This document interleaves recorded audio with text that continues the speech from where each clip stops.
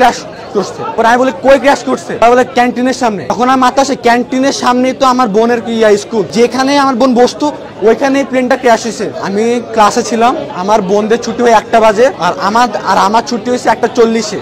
তো আমি যখন ক্লাসে উপস্থিত ছিলাম তখন একটা আওয়াজ হয়েছে অনেক জোরে একটা আওয়াজ হয়েছে। পরে আমি আওয়াজ শুনেই আমি দৌড় দিয়েছি, দেখি প্রত্যেকটা ছেলে মেয়ে দৌড় দিতেছে। পরে আমি বলতেছি কেন দৌড় দিতেছে? বলে প্লেন ক্র্যাশ করছে। পরে আমি বলি কই ক্র্যাশ করছে? পরে বলে ক্যান্টিনের সামনে।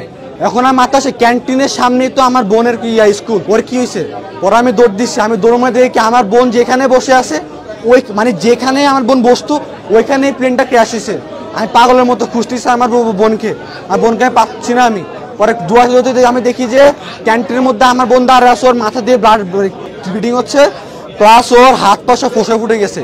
প্লাস আমি যখন যাই তখন দেখি যে অনেকগুলো বাচ্চা 2 ভাগ হয়ে আছে, অনেকগুলো বাচ্চা ছোট ছোট বাচ্চা 2 ভাগ হয়ে আছে, গেটের সামনে 2 ভাগ হয়ে পড়ে আছে, অনেক গার্জিয়ান 2 ভাগ হয়ে আছে। কেউ নর্মালি মারা যায় নাই, প্রত্যেকটা সিভিয়ার খুবই খারাপ অবস্থা হবে, প্রত্যেকটা বাচ্চা প্রত্যেকটা গার্ডিয়ান এভাবে মারা গেছে। তখন আমি আমার কি যে বোনকে নিয়ে আমি লুবানাতে যাই, তখন তারা স্যালাইন দেয়। তারপর স্যালাইন দেওয়ার পরে